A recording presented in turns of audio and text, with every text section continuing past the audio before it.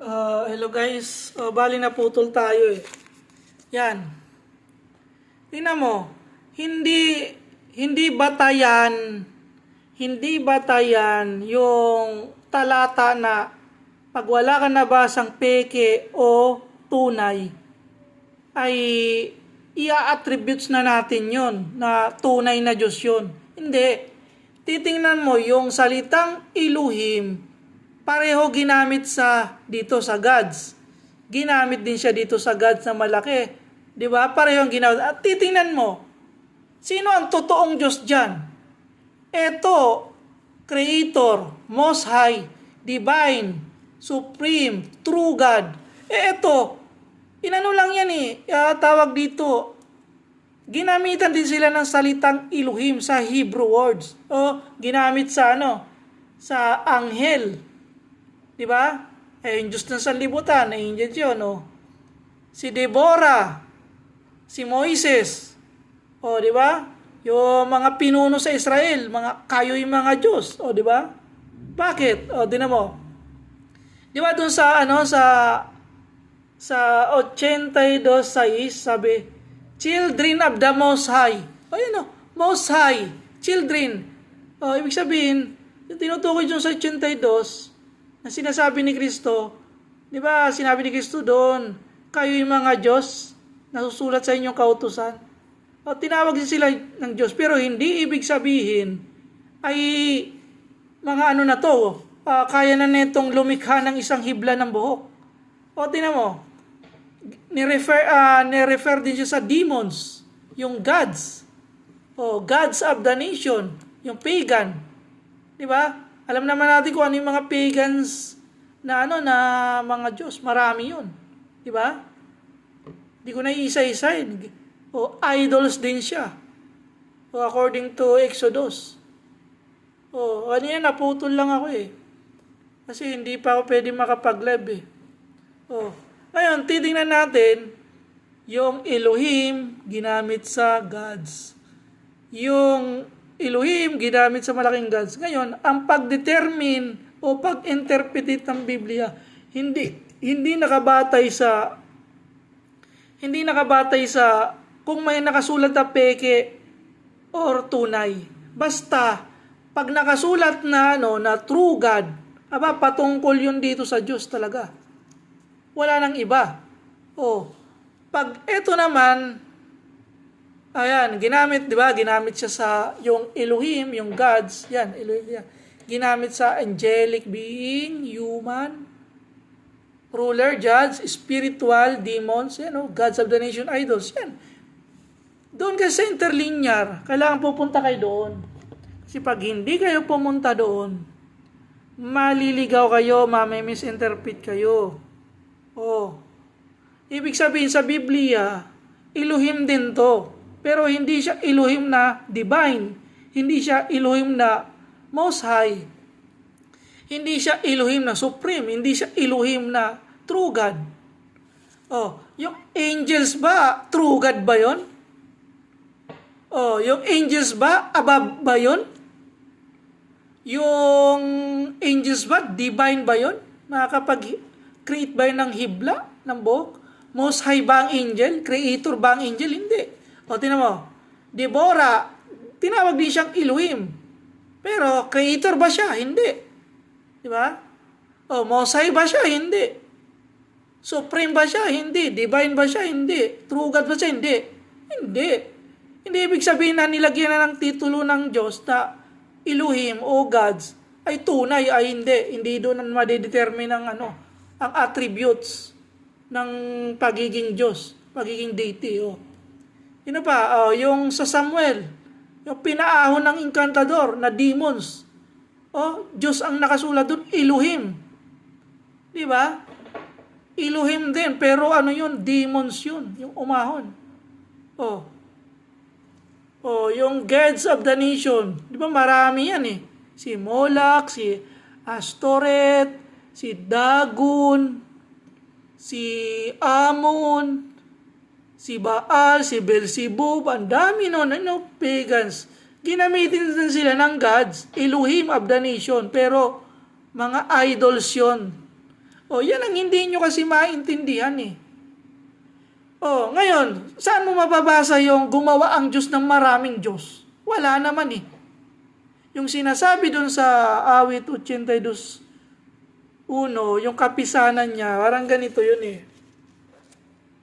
Parang ganito yun. Kapisanan. Yan. Tama na tayo sa Biblia. Dito sa bilang 16:3 Tagalog natin. Ang ibig sabihin diyan ng kapisanan, yan o. Sabi dito na ang 250 prinsipe sa kapisanan na tinatawag na kapulungan. Ayan o, kapisanan na kapulungan. Di ba? Sabihin yung kapisanan, kapulungan yun. Yan, ayan o, kapisanan. O, punta tayo doon sa 20. Di ba? Ang kapisanan ay kapulungan. Numbers 20. Tapos, kapisanan. Kapisanan. Di ba? Doon sa ilang yan. Dito sa 4. Sabi dito ng mga, yung mga nasa ilang. Yung mga inilabas sa Ehipto. Sabi, at bakit nyo dinala ang kapulungan ng Panginoon sa ilang na ito upang mamatay kami rito? Di ba sabi niya kay Moises? Yung mga tao, kapulungan, kapisanan, isa lang yon. Ngayon, sino ba ano bang ibig sabihin doon sa Doon sa awit 82. Sabi doon, ang Diyos tumatayo sa kapisanan. Sabi doon, ang Diyos tumatayo sa kapisanan. Bakit siya tumatayo? Ano ba yung paglalarawan ni Job sa kapulungan ng Diyos? Punta muna tayo sa Job. Bago tayo pumunta doon sa pinupunto ko.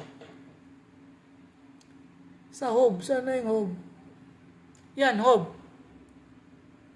Tingnan natin. Sabi dito sa Job 1:6, isang araw na ang mga anak ng Diyos, Bini Elohim, ay nagsiparoon na magsiharap sa Panginoon. Nagsiharap sila sa Panginoon. Yung mga sons of God. Englishin nga natin.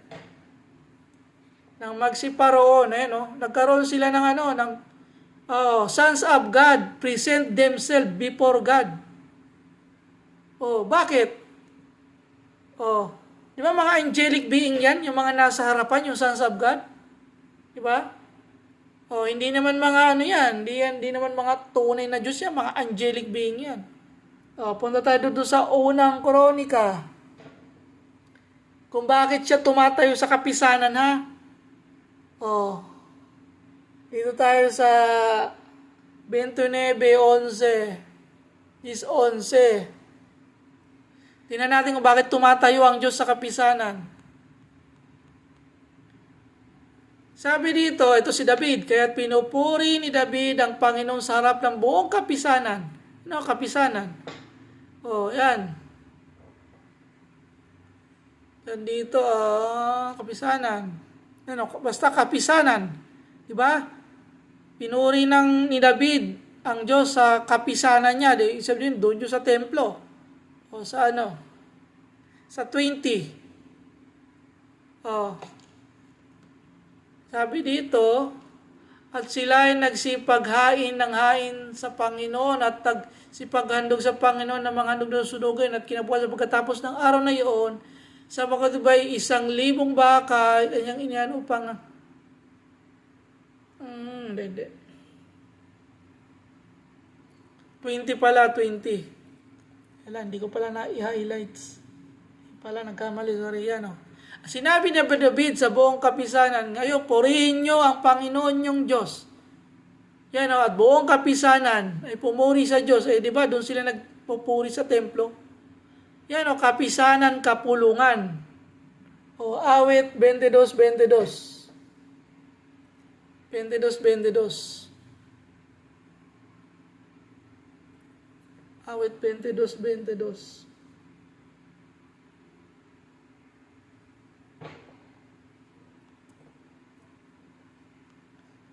Ano?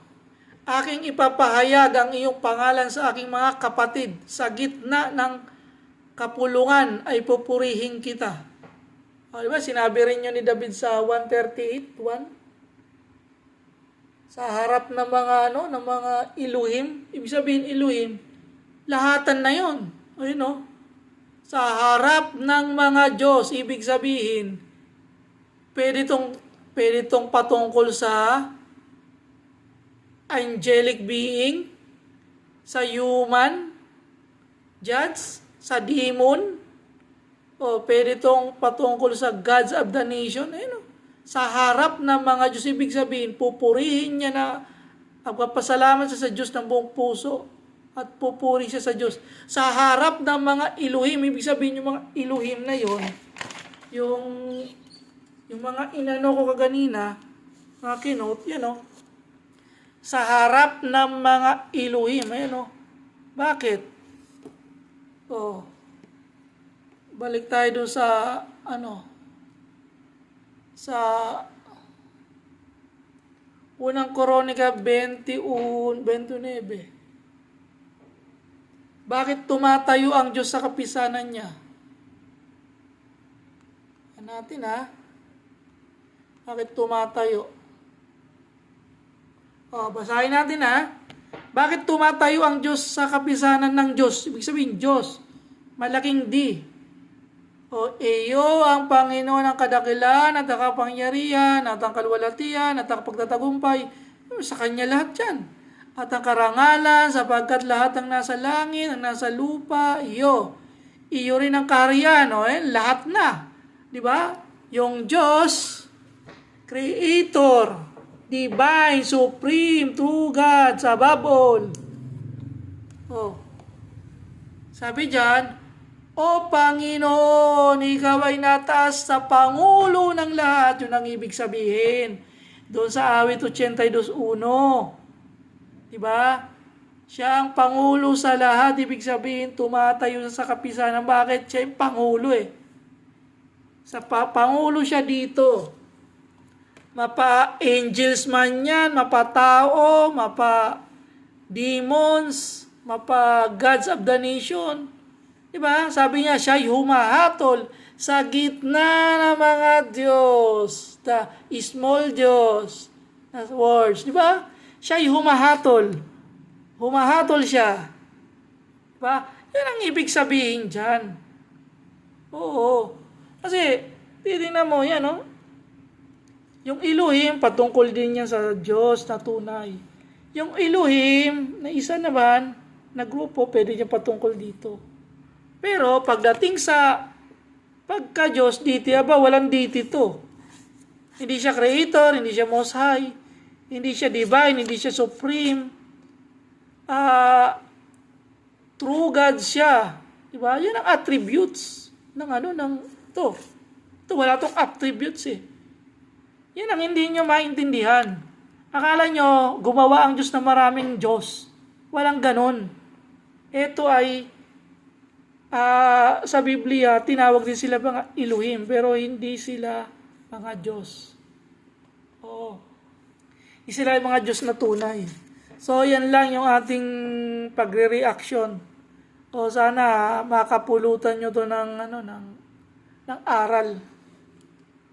So, yun lang.